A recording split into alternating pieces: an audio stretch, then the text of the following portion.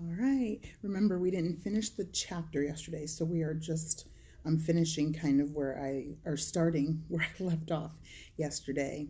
When we left off with Rosebud um, and Harriet and the others waiting inside of what they thought was a church, and waiting for this young boy to get back because he told them to wait here. And we left off with, "Are we going to stay here?" said Charles. "This could be a trap."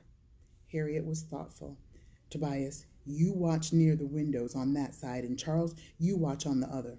Stand so you can't be seen from outside, but be alert." Sally was stripping off baby Toby's soiled, damp clothes and putting on some fresh ones that she had tucked inside her dress.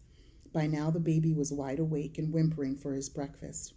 Rosebud's head was pounding so hard that she hardly noticed when Mary sat down on the bench beside her. Mary pulled Rosebud close so that her head could rest on Mary's big shoulder. "Someone's coming," said Tobias in a quiet voice. "It's the boy, and he's got a white man with him." "Just one?" asked Harriet. Tobias nodded. The little group stood and faced the back door as the boy came in with the man right behind him. The middle-aged man was dressed similarly to the boy. Black trousers and a plain black coat over a white shirt, and a funny-looking black hat with a flat brim. The man looked from person to person. "Well, well, well, Isaac," he said, "who has thee found?" Rosebud's head jerked up. The boy's name was Isaac, just like her brother. "Who is the leader of this group?" asked the man politely. Harriet stepped forward. "My name is Harriet Tubman. My friends and I are seeking safe passage to Pennsylvania." "Harriet Tubman?" asked the man. He stroked his beard thoughtfully. "I have heard of Harriet Tubman, the Moses of her people, they say, but I never thought I would have the honor of meeting thee."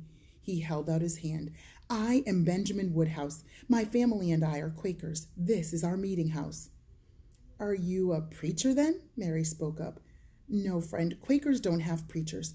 I am the clerk of our meeting, which, never mind, that's not really important right now. Art thou hungry?" Everyone just stared at him. "What a foolish question," the man chided himself. "Of course thou art hungry. We will bring something to thee shortly. Isaac, run, tell thy mother we need food, lots of food." As Isaac ran off, the man then turned back to Harriet. "Friend Harriet, I am afraid this meeting house is somewhat bare with only hard benches for thy comfort, but thee must stay here until nightfall. Then thee can come to the house under cover of darkness." Harriet drew herself up to her full height, which was only 5 feet. "Sir, are you a station master?" What?" Rosebud saw the alarm in the others' faces. This man didn't know anything about the Underground Railroad. It could be a trap after all. But the man caught their looks. "Wait," he said. "I think I know what thou art asking.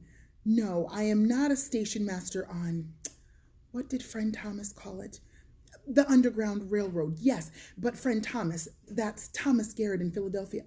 A smile broke out on Harriet's plain face. "You know Thomas Garrett, the man who makes shoes?" "Yes, indeed," smiled Benjamin Woodhouse. "It is he who has told me of you.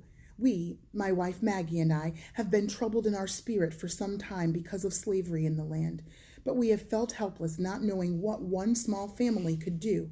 But I was in Philadelphia on business and stopped to see friend Thomas, a fellow Quaker, and he—" "I am sorry I doubted you," Harriet Tubman interrupted.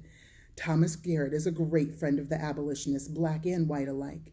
He has risked his life and reputation many times, and his money too, I understand." Yes, thou art quite right," Benjamin chuckled. "He was fined a goodly amount for aiding runaways and breaking the fugitive slave law, an evil law in the sight of God. God help us all." The small black woman and the Quaker man with the strange speech sat down on a bench and talked on as the others listened or nodded off in sleep. Between coughs, Rosebud heard Harriet say, "Your boy, I've been looking for thee. What did he mean?" Benjamin shook his head. "Well, that is the strange thing. He was telling me, here is Isaac now and his mother with thy food." A pretty middle-aged white woman in a plain black dress and white cap came in the back door of the Quaker meeting house with Isaac, both of them carrying baskets and a steaming iron kettle.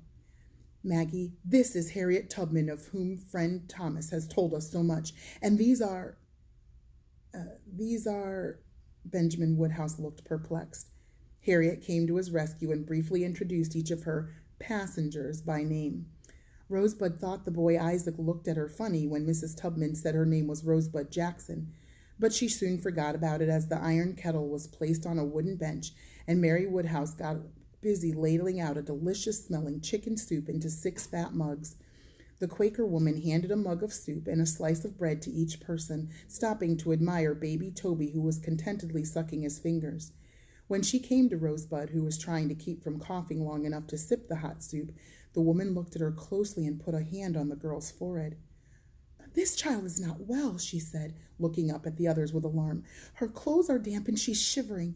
We must get her to bed right away or we will have a case of pneumonia on our hands." And that's where we are going to end, because the next chapter, chapter 10, Slave Catcher, will read tomorrow. Hope you enjoyed that. I will see you tomorrow with the next chapter.